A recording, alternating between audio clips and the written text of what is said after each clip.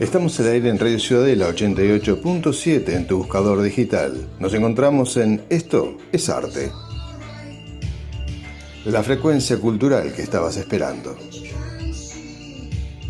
Mi nombre es Daniel Fernández Corch y junto a Anisa Todaro los vamos a acompañar en los próximos 60 minutos. También estarán con nosotros María García Marichal, Natalia González y Beatriz Marenco. Y también, como siempre, tendremos otros colaboradores sorpresa que estarán llegando aquí pronto en cada segmento. También nos puedes encontrar en YouTube y en la página de audio. En la cabina de control y soporte técnico nos asiste como siempre Esther Ferreira. Esto es Arte es un programa que representa a la Asociación Uruguaya de Escritores, AUDE. Nuestra página web es audeuruguay.weebly.com y aquellos que deseen comunicarse con nosotros lo pueden hacer a través de nuestro correo electrónico asociacionuruguayaescritores@gmail.com.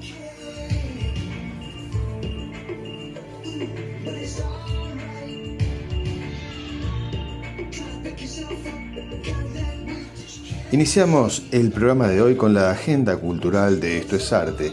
Y como ustedes ya saben, los vamos a informar sobre algunas de las propuestas artísticas que se desarrollan en estos días. Por lo tanto, Nisa, escuchamos con atención lo que tienes para hoy, que seguramente, claro que sí, les va a gustar.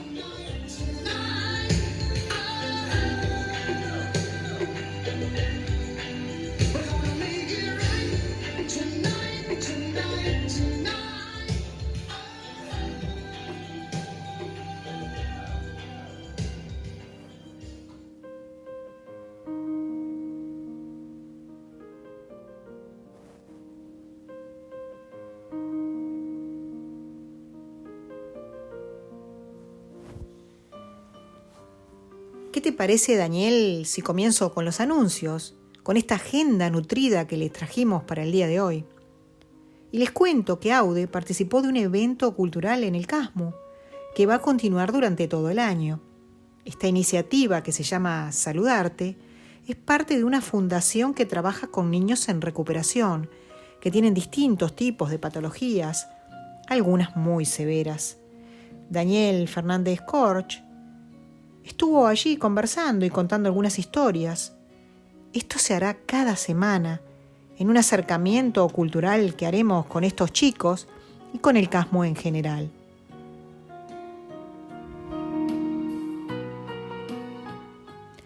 AUDE se ha involucrado con la Sociedad Belloni para difundir su obra en el cumplimiento de los 140 años del nacimiento del escultor. Va a ser un evento que tendrá una repercusión a nivel nacional y regional. AUDE apoya este emprendimiento y está trabajando conjuntamente para hacer posible esta celebración.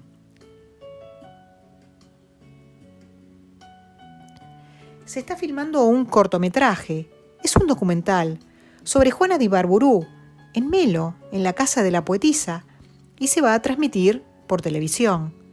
Nuestro compañero Daniel Fernández Corch habló sobre ella como la primera presidenta de la Asociación Uruguaya de Escritores y también contó algo sobre su obra.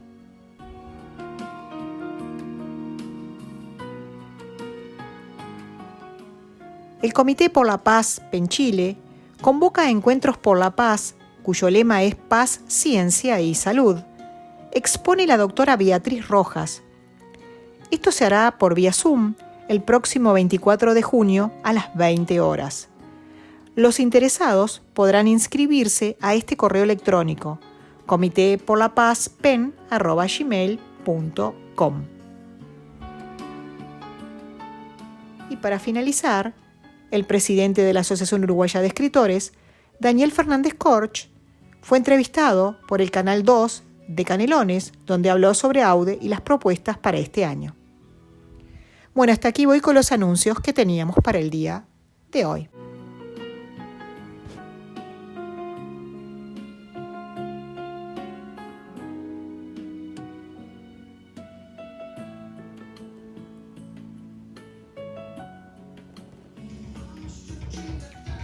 A continuación, recibimos a nuestra Panelista María de los Ángeles, en Autores en Ciudadela. Con la segunda parte, que ya dejamos pendiente la semana anterior, hoy la segunda parte de el encuentro con un gran escritor como lo es Howard Phillips Lovecraft, quien en la literatura introduce el género de terror, como les decía la semana pasada, con un carácter muy personal, ¿no? Un autor que no solo utiliza la imaginación, su prodigiosa imaginación, sino que nos ayuda a expandirnos, a abrir la mente, a encontrar una perspectiva diferente sobre el mundo en el que vivimos. Por lo tanto, bien, nos acercamos a María de los Ángeles, que ya está entrando aquí al estudio. Le damos la bienvenida y ella se va a encargar de contarles todo lo que sabe sobre Howard Phillips Lovecraft. Muy buenas tardes, amigos, ¿cómo están? Soy María García Marichal en este segmento que llamamos Autores en Ciudadela. Un abrazo a la distancia para todos, un saludo muy especial para Daniel y para Nisa. Y hoy, en este segmento, vamos a escuchar la segunda parte de la breve charla sobre H.P. Lovecraft. Fue reivindicada por Derleth y por Wandrei, principalmente con la publicación de los mitos de Cthulhu. Muchos de ustedes conocerán este título, por supuesto, que incluye La ciudad sin nombre de 1921, El ceremonial de 1923 y La llamada de Cthulhu de 1926. Se consideran a estas tres obras sus obras maestras. En esta época de reconocimiento, Lovecraft comenzó a esparcir el rumor de la existencia de un libro maldito, el Necronomicon. Escrito por el árabe loco Abdul al-Hashred, el Necronomicon fue posiblemente influenciado por las Mil y una noches. Por supuesto que esto fue solo el lanzamiento del inicio de la bibliografía inventada, base de su historia y que será posteriormente influencia para Jorge Luis Borges, entre otros. De Vermis Mysteris, otro libro inventado por Lovecraft, El libro maldito de Avon y otros. Además, inventó traducciones, reediciones e incluso libros que fueron perdidos y recuperados. Tan es así que, como les contaba, hay gente que aún busca estos libros que no existen y jamás existieron. En el año 1921 falleció su madre en el mismo sanatorio en el que murió su padre. Eso lo sumergió en una profunda depresión. En marzo de 1924 se casó con una bella mujer mayor que él, llamada Sonia Halves Green, una mujer realmente llamativa que trató de apoyarlo, que lo sacó de la enorme depresión en la que estaba inmerso desde hacía tiempo. Fue allí cuando se trasladó a New York con ella. El matrimonio no prosperó debido a la forma de ser de Lovecraft, que era principalmente un solitario. A los 2 años se separaron amistosamente. Lovecraft volvió a su ciudad natal con sus tías Annie y Frankie, y fue en Providence donde vivió hasta morir. Howard Phillips Lovecraft murió el 15 de marzo de 1937, cuando tenía 47 años. Estaba enfermo de nefritis crónica y tenía cáncer intestinal. Está enterrado en el cementerio de Swan Point de Providence. Obras que podemos destacar, entre los que se destacan unas poesías impresionantes, además de cuentos: Dagón de 1917, Polaris de 1918, Más allá del mundo del sueño del año siguiente, del 1919, El caos reptante de 1921, La tumba de 1922, Herbert West Reanimador, muy inquietante también, de 1922, El horror de Dunwich, una de las más conocidas, de 1928, y su única pequeña novela, su novel, En las montañas de la locura, que yo les recomiendo sinceramente, que es de 1936. ¿Cómo podemos calificar a este maestro de la literatura fantástica? Toda la obra de Lovecraft se mueve entre el horror cósmico y la ciencia ficción y el terror mítico, el terror principalmente mítico. Sus cuentos se pueden identificar nada más empezar a leerlos, por la modalidad única, la estructura y el uso del lenguaje a veces sobrecargado. En las aventuras oníricas de Randolph Carter, otra maravilla de la literatura Lovecraftiana, los viajes oníricos se vuelven realmente kafkianos. Los paisajes se describen con perfección, tanto los reales, que él nunca vio, como los imaginarios. Siempre su Providence amada se muestra en una Arkham, la ciudad inventada, más colonial que en la época en la que él vivió. Fue detallista al extremo cuando presentó paisajes exóticos, Australia, Antártida, los templos de los que hablábamos, los templos de estilo griego. Tanto los cuentos escritos en primera persona como en tercera están perfectamente planteados. Y la novela, La Nouvelle en las montañas de la locura, es un ejemplo de suspenso, horror y ciencia ficción desarrollados en tierras antárticas, en las que describe una expedición como si fuera un experto. Y estamos hablando de un hombre que nunca viajó. En El horror de Dunwich aparece la figura de Satanás, los cultos satánicos y una historia trágica relacionada con una familia degradada por la endogamia. Estos temas realmente lo afectaban mucho. La endogamia, la inmigración. Hay una faceta oscura de Lovecraft. Se habla de su racismo, su misoginia y su aislamiento.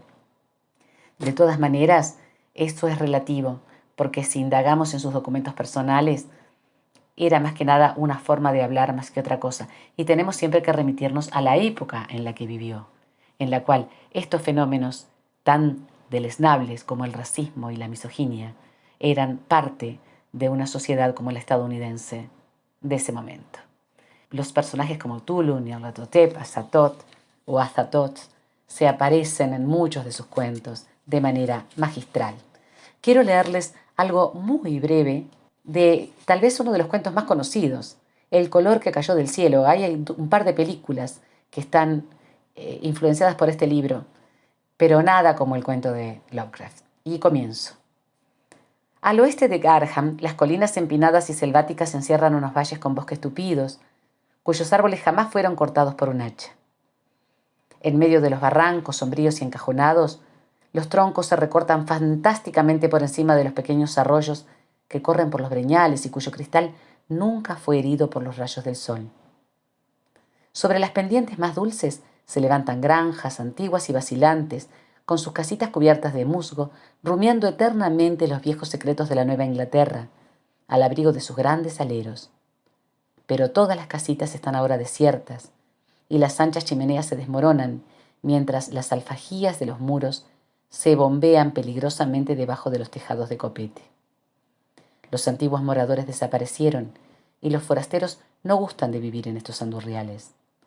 Lo intentaron los canadienses franceses, también probaron los italianos, luego vinieron los polacos, pero todos volvieron a marcharse.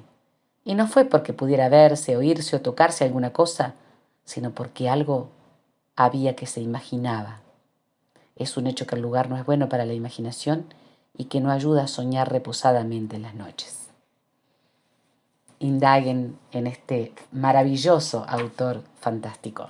Un saludo muy cordial para ustedes y hasta la próxima.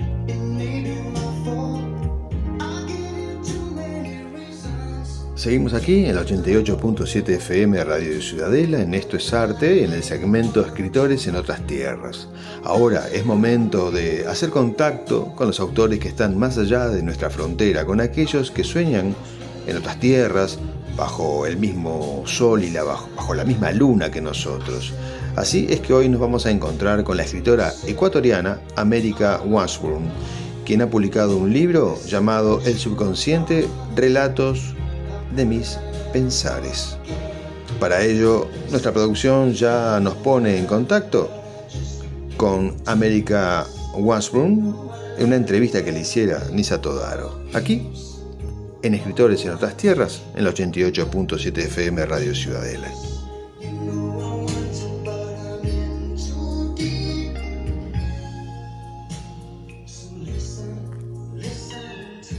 Gracias, Daniel, por presentar a nuestra invitada.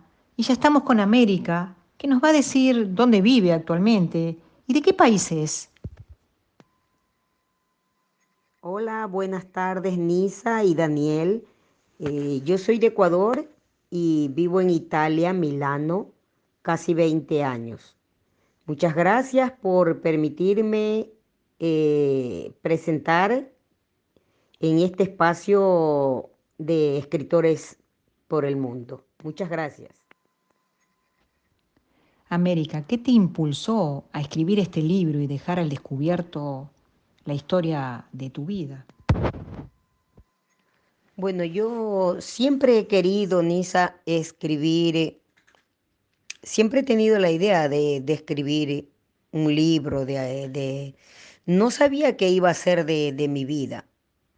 Tal vez, como mi libro mismo se llama El subconsciente, lo he tenido siempre guardado esto dentro de mi mente por la niñez, por todo lo que vivimos mis hermanos y yo. Eh, Ha sido un impulso que lo he tenido siempre. He escrito siempre pequeñas cosas, pero nunca he llevado a cabo nada. Más que nada, poemas, muchos poemas que los he tenido siempre, no los he tenido, como quien dice, en un solo cuaderno, guardados ahí para una ocasión. No se me había ocurrido nunca. Siempre los escribía y decía, tal vez algún día escriba algo. No se me había venido en la mente que un día lo iba a realizar. Y ahora he visto la oportunidad en un momento de mi vida, dije, esta es mi ocasión para escribir. Y me decidí que debía ser de lo que he tenido siempre guardado en mi subconsciente. Efectivamente, como así se llama mi libro, El subconsciente, relatos de mis pesares. Hay algo que impacta en tu libro desde el inicio y es la portada y el título. ¿Cómo llegaste a él? Bueno, la portada, en primera instancia quise poner siempre, no sé, se me venía a la mente, inclusive hice la portada con la cara de mi hija, ¿no? Como la imagen de ella, una fotografía de ella y como dentro de unas rejas. Entonces la puse ahí para ver si mis compañeros qué opinaban y siempre me gustaron las pinturas de Guayasamín. Entonces, mandaba las dos portadas a los compañeros para ver cuál de ellos le gustaba más.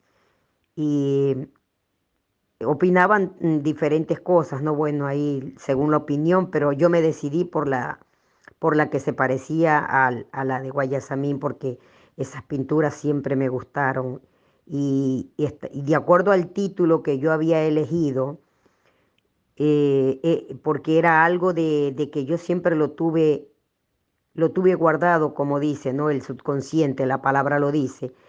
Me pareció que era la palabra apropiada y la comparé en Google muchas veces para ver el subconsciente y, y me gustó mucho. Y aunque relatos de mis pesares como un subtítulo, que eran cosas de las cosas que siempre me habían a mí, me habían causado en todo la niñez junto con mis hermanos y todo lo que habíamos pasado. Me gustó mucho. Después de haber atravesado situaciones tan crudas, ¿cuál consideras que es tu mayor fortaleza o virtud? Bueno, pienso que mi mayor fortaleza eh, son mis hijos como primera vivencia. Son mis hijos, Dios ante todo. Y mi virtud sería, mi virtud ser humilde. Siempre la humildad ante todo, ser con las demás personas igual, no cambiar. Eso es lo que yo quisiera, ser siempre hasta el final, no cambiar nunca. Y estar siempre para mis hijos como primero, segundo y tercer lugar. Esa es mi mayor fortaleza para mi familia, mi madre, mis hermanos. Esa es la fortaleza más grande que uno tiene, la familia ante todo. Yo pienso que eso sería así. Y no cambiar nunca, no cambiar nunca ante ninguna de las cosas que se pueda uno imaginar, que qué sé yo, no sé. Yo no podría cambiar nunca, ser siempre así sincera, humilde, como me ha enseñado mi madre ante todo. Si pudieras regresar el tiempo atrás, ¿qué cosas no cambiarías de tu pasado? Bueno, Nisa, creo que esta pregunta sí para mí es bastante difícil, difícil en el senso de, yo siempre he dicho que regresar no quisiera nunca, no quisiera regresar nunca, no quiero ni pensarlo, no quisiera regresar nunca en el pasado. Eh, entonces, para mí es difícil decirte qué cosa no cambiaría. Bueno, siempre de acuerdo a lo que uno vive, la juventud, eh, fue tan corta, mi juventud fue muy corta, ¿sabes? Porque la niñez fue sufrido, fue demasiado sufrimiento y después la juventud que no se vivió tanto a plenitud porque me hice muy joven de compromiso y, y entonces yo pienso que yo no quisiera, eso no quisiera regresar al pasado, no quisiera regresar, no. Estoy bien aquí donde estoy y esa sería mi respuesta. América. Evidentemente el alcoholismo marcó una etapa muy difícil en tu vida. En tu libro hay un sector donde compartís ideas para resolver el alcoholismo. Nos gustaría que nos contaras algunas de esas sugerencias. Bueno, de acuerdo a lo que te estoy sugiriendo de las cosas que uno puede en el libro expreso, ¿no? En el libro comento cómo hay sugerencias. La primera cosa que uno puede asistir a lugares donde es de Alcohólicos Anónimos, pero que uno no debería de ponerse, como quien dice, discutir con la persona que está, que se embriaga, si es un familiar, no hacerlo sentir mal en ningún momento, porque eso ha sabido ocasionar en él repercusiones, hacerlo sentir culpable, ha sabido ser la peor cosa que uno puede hacer. La sugerencia es que uno debe hacerlo, hacer lo que todas las personas, los familiares, los amigos y todo su entorno esté a favor de la recuperación de él, haciéndolo ver que todos vamos a colaborar, que su entorno no solamente va a ser solamente de él, asistir a un lugar donde lo puedan ayudar, pero siempre no haciéndolo sentir culpable a él, ni hacerlo sentir mal. Y cuando uno va a un lugar también no debe estarlo invitando a lugares donde haya el alcohol, donde haya bebidas, nada de eso. Todo su entorno debe estar alejado del alcohol y hacerlo sentir bien para que no se sienta culpable y que toda la familia vamos a ayudarlo a hacer terapias juntos, donde lo hagamos sentir que él puede su tiempo organizarlo en otras cosas, en cosas que a él le guste, en cosas que a él le guste, que él podría entretenerse de acuerdo a lo que él puede, que lo aleje totalmente del alcohol. En esta autobiografía hay un personaje muy importante que lo mencionás en más de una oportunidad. Nos gustaría que nos dijeras quién es y qué significa para ti. Bueno, mi madre es la cosa más importante de mi vida y yo pienso que de todos mis hermanos, porque a pesar de todas las vicisitudes y las cosas que vivimos, fue una madre ejemplar. Leía mucho, aunque si no había tenido, como quien dice, universidad, nada de esas cosas, ¿me entiendes? Pero era una mujer que le gustaba mucho leer y nos enseñaba buenas cosas, nos entretenía tanto, era divertida con sus cuentos. Tengo muchas vivencias de ella, cuando ella planchaba, cómo nos acompañaba hasta tarde con sus historias, de que la luna muchas veces cuando ella era pequeña le hablaba y que una vez ella sentía que la luna la portaba, se la llevaba y muchas cosas bonitas y cuando a veces nos asustábamos, ella siempre nos decía que no pasaba nada, que era solamente un cuento. Fueron muchas cosas muy hermosas. Y yo no tengo palabras para poderte expresar todo lo que mi madre fue. Fue una amiga y todo lo que nosotros sufrimos, ella, ¿cómo te digo? Nosotros sufríamos, pero ella era valiente. Ella era una mujer que nos sacó a todos adelante. O sea, no, hizo que todo eso que nosotros teníamos, eso de... Yo, bueno, siempre fui la más nerviosa, ¿no? Pues siempre ella me decía que yo tenía que ser fuerte, que no tenía que ser débil, porque ella decía, o sea, propio en sus cosas, ella decía, no, que si a mí me iba a tocar un hombre alcohólico, yo no iba a poder defender a mis hijos, pero eh, yo no, yo siempre decía que si a mí me tocaba un hombre alcohólico, yo lo dejaba en el mismo día, porque no iba a poder ser lo mismo no iba a sufrir lo que ella había sufrido, ¿me entiendes? Ella fue una mujer muy valiente, una guerrera prácticamente. Y yo de eso estoy orgullosa y estaré siempre orgullosa de mi madre.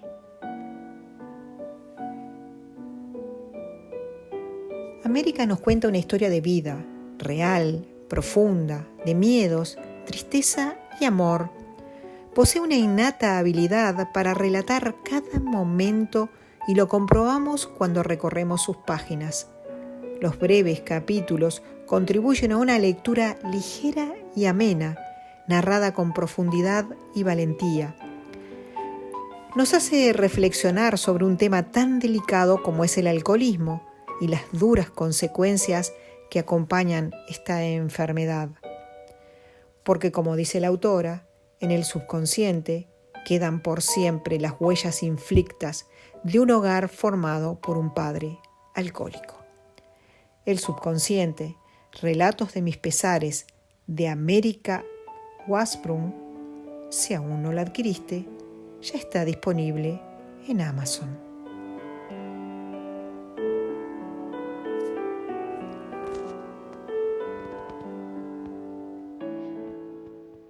Gracias, América. Haberte tenido como invitada en nuestro programa ha sido realmente un gran placer.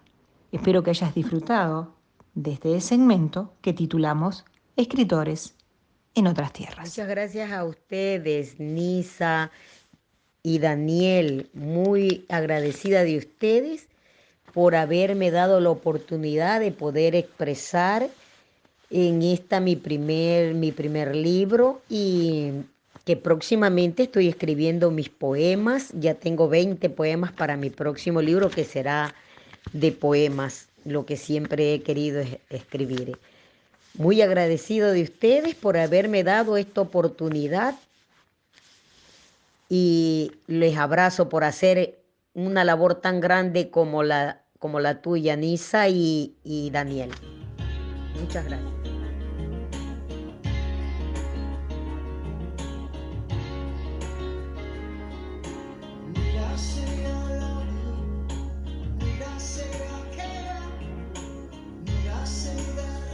Así es, amigos, nos gusta que ustedes estén allí mientras nosotros estamos aquí haciendo radio en la 88.7.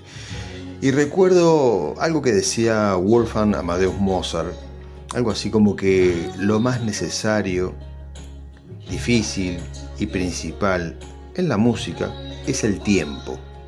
Vaya si será así como decía Mozart. Es por eso que Beatriz Marenco nos regala su tiempo para contarnos sus historias. Historias de aquí, historias de allá, sus historias que son las crónicas del camino.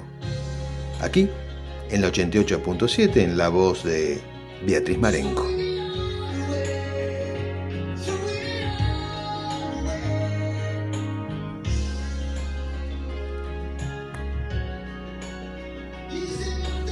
Estimados amigos, qué gusto volver a encontrarnos. Decía Miguel de Unamuno: obra de modo que merezcas a tu propio juicio y a juicio de los demás la eternidad, que te hagas insustituible, que no merezcas morir. Me pareció muy adecuada esta cita para hablar de mi protagonista. Quien lo ha recorrido sabe que hay un sutil encanto en Solís de Mataojo, y hay un camino manso y una fuerte impronta en las huellas de quienes lo caminaron. Esta localidad, muy antigua, fundada en 1874, de naturaleza apacible, con una población de poco más de 3.000 habitantes, ha tendido augurales caminos y ha sabido ser sabia prolífera.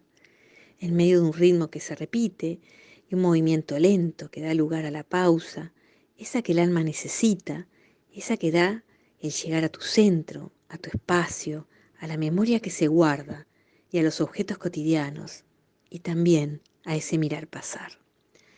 José Montenegro Pereira nació aquí un 19 de marzo de 1929, y si bien el destino hacia otros lugares llevaría, la sensibilidad agradecida de mi protagonista lo convierte hoy y en cada lugar en historia viva.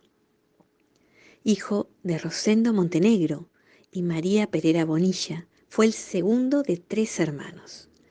Envuelto en la dulce memoria, regresa al terruño, va encadenando el tiempo y comienzan a desfilar luminosas proyecciones de una vida que se vería estremecida de ideales. Y en esa paz meditativa de su primera infancia, alborea el recuerdo de quien fuera para él una gran ventaja evolutiva. Con la curiosidad de la infancia lo vio pasar, su estampa a caballo, de sombrero de ala ancha, botas de caña y pantalón de montar.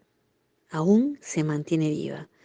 Piezas únicas se fundirían en el paisaje, y el paisaje en la poesía sinfónica del gran compositor Eduardo Fabini, que en esa bella localidad años antes nacería.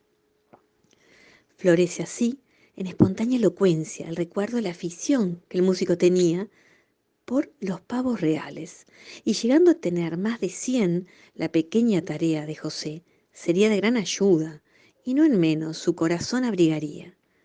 A su lado, al lado de Fabini, voló la estrofa y sonó la música en su oído. Palpitante de armonía, el pequeño espectador fue moldeando así sus días. Así, absorbido por la suprema belleza de la sencillez, compondría Fabini, inspirado por esa naturaleza de suaves serranías, y como cuando uno coloca una gran lupa sobre todo, y todo se magnifica, me encontré con un documento que habla de la honda congoja que suscitó su fallecimiento, ocurrido un 17 de mayo de 1950.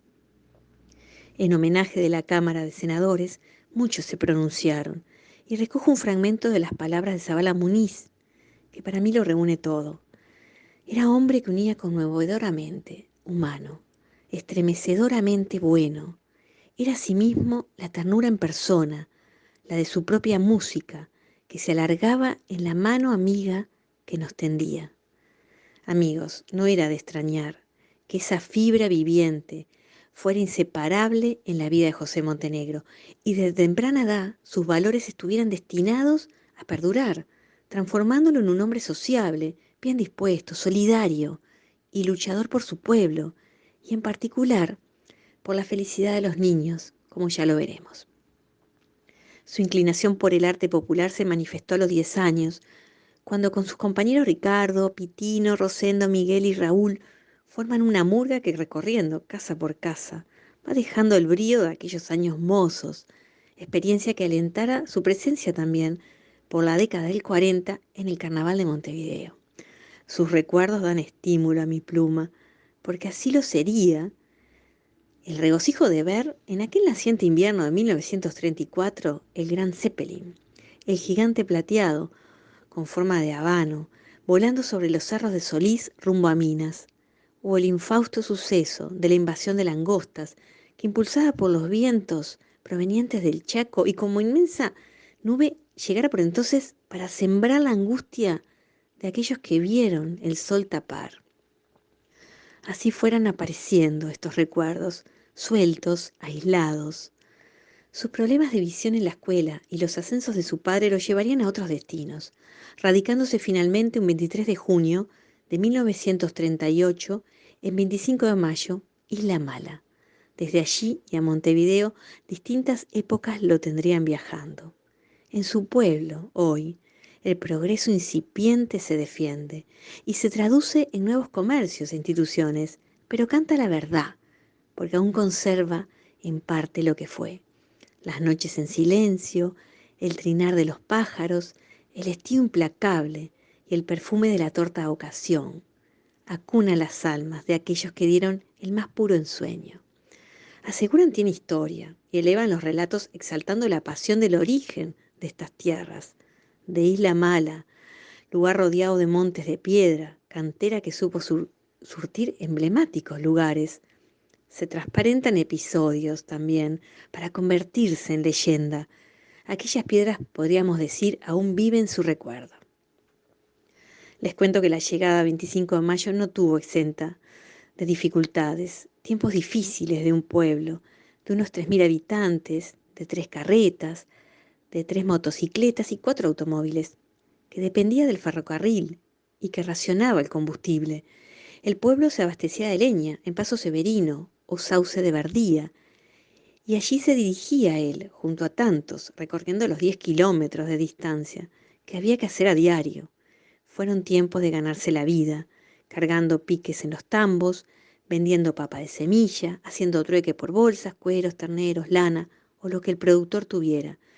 No había asignación, recuerda. Los padres se hacían cargo de los hijos y todos los terrenos estaban plantados. Había gallinas, vacas, cerdos y ovejas. A los 11 años hacía mandados en el comercio de Vidar Hermanos, de don Severo Vidart. Mantiene el mejor de los recuerdos y a él atribuye la vocación de trabajo. Con él, dice, fui enriqueciendo mi mente. El deporte no le fue ajeno y en Montevideo fue remero del Rowing Club y de vuelta en 25 de mayo se involucra también con el fútbol. Su cuadro farolito alternaba con Sacarola, con Defensor del Barrio, Mate Amargo y Defensor del Norte. Otros 4 equipos locales. Contrajo matrimonio a los 35 años. Es José Montenegro, empleado de tambo, pintor, carnicero, mercachifle, artista, deportista. Se gana la vida en días de incontenible afán, consumiendo sus días de manera vertiginosa. A los 49 años sufre un desprendimiento de retina y por 14 años padece ceguera. A pesar de eso, la vida honraría y llevando por innumerables gestos de solidaridad, empieza su entrega social, como gustaba decir. Desde entonces ha luchado por el bienestar colectivo, el alumbrado público, la construcción del edificio de la Junta Local de 25 de Mayo, la construcción de la Plaza Libertad, las viviendas de Mevir y las de Covidim, y el rincón infantil, porque la sonrisa de los niños atenuaba un poco su vida cansada. Era automática energía para él. No era fácil sondear en el pensamiento de un hombre que era claro en su lenguaje gestual. En su idea cruda, despojada, no cabían otras. Había que penetrar hasta llegar a su más profunda reserva, y allí estaba su espiritualidad. Así era, tenía una actitud un poco parca, distante, y su mirada siempre escasa de visión lucía torva, escrutadora. Surge la anécdota de Álvaro Riva, director de Cultura de la Intendencia de Florida entre los años 2010-2020, y llega oportunamente en mi ayuda. En las reuniones se ubicaba a distancia, nos cuenta, con panorama abierto. Estiraba la pierna mala y entre ambas colocaba el bastón que le pintaba. Y en él apoyaba su enorme complexión y genio. Era muy alto. Escuchaba. Los demás hablábamos de los artistas, cuenta Álvaro. La fiesta, el escenario, las luces, el sonido. Ese día los vecinos que integraban la comisión que Montenegro presidía sugerían numerosos números artísticos para niños, para grandes, para el baile. Preparábamos el carnaval, nos dice. Montenegro escuchaba sin decir palabra. Él había convocado a las autoridades a la sede de la Junta Local para discutir la principal fiesta de 25 de mayo, de Villa 25 de mayo, el carnaval de los niños, su principal motivo de desvelo. Ya se proveerían los grandes su propia diversión, decía. Entonces, cuando el programa estaba cerrado y las sillas se arrastraban entre la gente que ya se ponía de pie, Montenegro tronó. ¿Y los caramelos? Los demás estáticos me vieron sacar el bloc de notas y escribir caramelos dentro de un círculo de doble trazo. Y por cierto, que allí en más nunca faltaron. Fallece un 28 de marzo de 2014, dejando en el recuerdo una vida encendida de pasión, donde no existieron desmayos de desesperanza, tampoco aplazamientos, porque sabía que las vallas se erigen para sortearlas. Resumió su vida en pocas palabras, una trayectoria social sin fines de lucro. En ellas estriba su señorío. Amigos, los encuentro en el próximo programa y en otra crónica del camino. Les dejo un gran abrazo.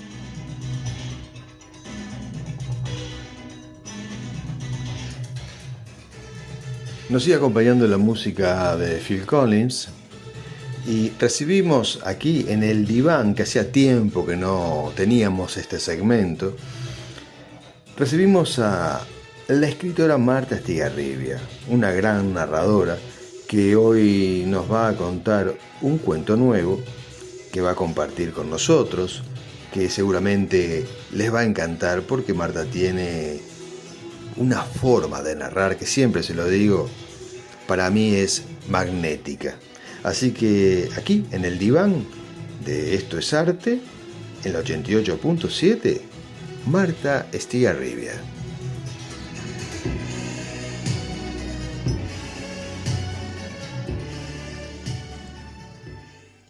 Haciendo homenaje o sumándonos al Día Mundial del Medio Ambiente, les voy a leer un cuento de mi autoría que se llama El agua tutelada.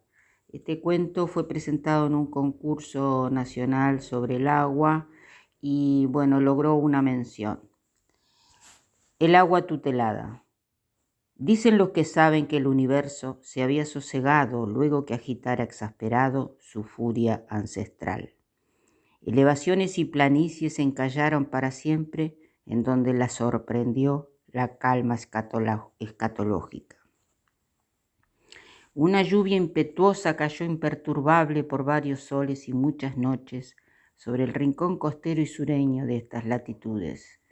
Corrió desmesurada por las faldas de las sierras y se alojó en las hondonadas del terreno, formando un dragón de agua, furioso y arrogante, que corría, saltaba, se estrellaba en un recodo, encontraba una garganta entre dos elevaciones y seguía su camino descontrolado. No sabía dónde se dirigía, solo sabía que debía avanzar hasta encontrar la calma. En el camino se deshilachó varias veces. Al encontrar lavas hirvientes, otras veces se fumó. Se volvió hilos, espuma, gotas y todas las veces recogió su cola para volverse a formar. El dragón de agua siguió su camino bajo los designios del más fuerte. Formó lagunas, mordió la orilla y formó barrancas. Exhaló su aliento y las rocas formaron las piedras. Suspiró y resbalaron los cantos rodados. A medida que avanzaba, la furia declinó. Finalmente, el terreno abandonó su lucha premeditada y se volvió llano, plano, y se inclinó reverente para darle paso. Lo vio pasar y le cedió su lecho. Lo abrigó como a un hermano. Se abrazaron y cayeron al mar. Habían pasado tantas lunas seculares que los montes cubrían las orillas del arroyo Tacuarembotí y al pie de la sierra de Carapé. La vida había tomado diversas formas, pero el más fuerte tenía decidido que la memoria se la daría solamente a los que andaban erguidos en dos patas, la cara al frente, dos largos apéndices a los costados con terminaciones prensiles, una voz que modulara sonidos, un cerebro que pensara y un corazón que no solo latiera, sino que fuera afín con los sentires. Fueron los primeros habitantes de esta tierra y los que pusieron nombres a todo lo que los rodeaba. Así nombraron el agua, los árboles, los animales, a sí mismos. Las voces de una lengua aborigen se llenaron de imágenes. Se llenaron de cantos de aves y sonidos de la naturaleza. Se llenaron de soles deslumbrantes y aprendieron a cantar. Y le cantaban a la luna cuando irrumpía en la oscuridad de la noche atormentada, cuando pintaba con un hilo de plata el contorno de las sierras y la esperaban conmovidos. Y le cantaban al sol cuando, acompañado de los trinos de los pájaros, luchaba por desprenderse de sus ataduras invisibles e irrumpía graciosamente como un visitante anunciado. Con la lluvia era diferente, un cántico para que viniera y otro para que se fuera. Acompañaban sus canciones con bailes primitivos, golpeando semillas, palos y ramas en el suelo. Elevando nubes de polvo, los ojos suplicantes miraban a los infinitos cielos azules. Pero llegó el día en que la lluvia se empecinó en su demora. Tardó tanto en aparecer que se secaron los plantíos. Se secó el salto de agua y su pequeña cascada rumorosa. Se secó la laguna oscura y oscilante. Se secó el arroyo Tacuarembotí.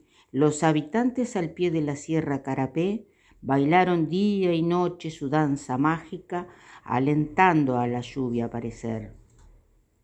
Los cielos se sucedían días y días, despojados de formaciones plomizas, aquellas que anunciaban que el agua caería como cascada. Ni siquiera viajaban por el cielo las que eran blancas como las barbas de los ancianos. Solo destellos y soles calientes. Los pastos amarillentearon. Los árboles bajaron vencidos sus ramas.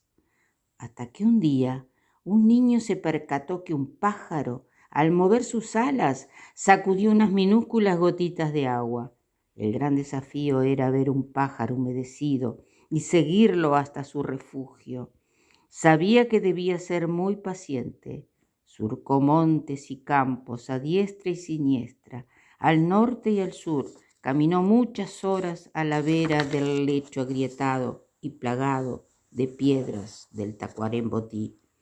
De pronto, otro pájaro pasó rasante por su cabeza. Llegó hasta una rama de un árbol seco, sacudió sus alas y llenó el aire de su canto altivo y desafiante. Apenas lo vio, pero fue suficiente. El ave también sacudió agua de sus alas. Se internó nuevamente en el monte, tras la ardorosa vigilancia del muchacho. Lo encontró en una barranca, posado al borde de una abertura en la tierra, se inclinaba y volvía a erguirse para tomar agua. Desesperado corrió hasta el lugar. También llenó sus manos con el líquido alimento y la llevó a su boca. Era fresca, cristalina y sabía a agua de lluvia. Había encontrado el manantial del Tacuarembotí y se puso a danzar, pero de agradecimiento. Balanceó su menudo cuerpo, elevó los ojos y las manos al cielo, rozó el suelo con sus pies desnudos hasta dejar surcos en la tierra. Volvió a su choza, desfallecido de caminar, pero dentro de su corazón latía el regocijo. Había encontrado el agua salvadora. No mucho después de ocurrida esta historia, el mar embravecido elevó su cresta. El dragón de agua realizaba su danza triunfal. Había logrado que los habitantes de la comarca del Carapé pelearan por su propia subsistencia. En su pasaje desenfrenado por el Valle de las Sierras, en la época de sus orígenes, tuvo que desafiar a su gran enemigo, el dragón de fuego. Sabía que éste vendría algún día a mortificar con su bocanada ardiente a los tranquilos habitantes de la comarca. Entonces fue dejando en cada valle, en cada grieta formada en el suelo, una estela de su cola. El agua iba penetrando hasta las más ignotas profundidades, formando manantiales y ríos subterráneos. Los mismos estarían condenados a surcar las entrañas de la tierra sin ver jamás el sol. Era el agua tutelada, ese gran recurso que el dragón de agua tenía reservado para los hermanos nacidos en estas tierras. Solo debían recurrir a ella en caso de gran necesidad. En todo caso, debían compartirlo con los animales, con las plantas y preservarla a los buenos hijos que nacieran más tarde. El secreto había sido develado. Desde ese día, los aborígenes pusieron un guardián junto al ojo de agua. Era el ciudadano más importante de la comarca. El gran dragón de agua meneó satisfecho nuevamente su cola en el ancho mar, las olas se elevaron y cayeron estrepitosamente y besaron la orilla. Muchas gracias. Hoy hemos tenido una base de percusión muy interesante en nuestro programa. Y es así que recibimos en Voces de nuestro tiempo a dos grandes poetas, una uruguaya, la otra brasileña. Estamos aquí en FM Ciudadela 88.7 y es donde vamos a dar el ingreso a ese universo poético que tanto nos gusta y tanto nos hace falta, ¿no? Ese universo paralelo aquí en nuestro programa, donde nos encontramos con autores siempre muy diferentes. Hoy recibimos a Graciela Monteverde y a Yusara Nodari, de Brasil. Hipocresía. Quisiera detener en un segundo la vil hipocresía que anda suelta, el rifle que destruye madrugadas, las almas que cobijan la culebra. Quisiera, tantas veces me lo digo, y el mundo en su ceguera más se encierra. No sé por qué deseo tantas cosas que siguen siendo igual en esta tierra. El tiempo de mi vida no ha cambiado, el hambre, el frío, el mal, todo me aterra. No logro modelarme en ese barro, ni puedo hacerme ajena de las penas.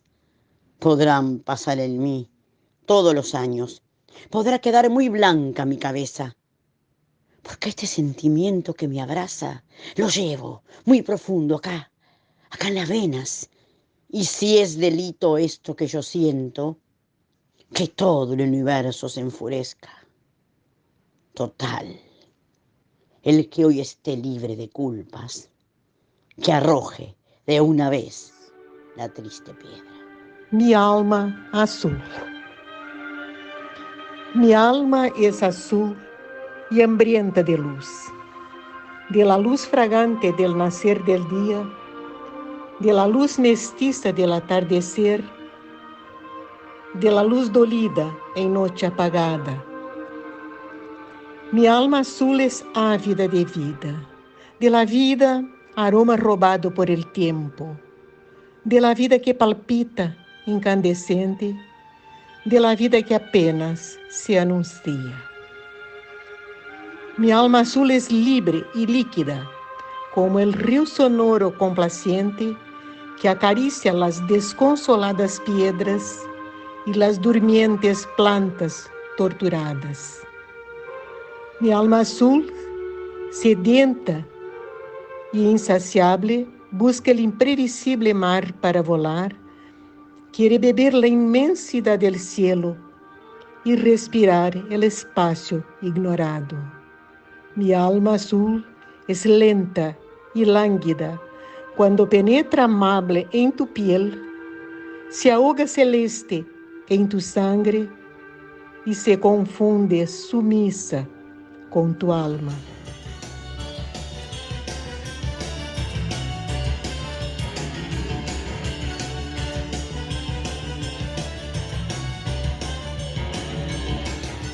Así es, amigos, no nos queremos ir, hubiéramos seguido con ustedes 1 hora más, 2 horas más, 3 horas más, pero bueno, no, nos dice que no, acá Esther nos dice que no, nos dice desde el otro lado de la pecera que nos tenemos que ir. Así que bien, les agradecemos a todos ustedes por haber estado allí, también a los artistas que nos han acompañado en estos 60 minutos, como siempre decimos, tiempo en el que nos han brindado su arte y su conocimiento, su apoyo y su cariño a través de sus realizaciones. Este programa no hubiera sido posible sin ninguno de ustedes, así que muchísimas gracias por estar allí, por estar aquí, por estar en todas partes. Desde el corazón de la ciudad de Montevideo les decimos abur, chao, adiós. Nos reencontramos la próxima semana en una nueva entrega, una nueva propuesta de Esto es Arte, la frecuencia cultural que estabas esperando aquí, donde más, en el corazón de la ciudad de Montevideo, en el 88.7 FM, Radio Ciudadela. Chau, chau.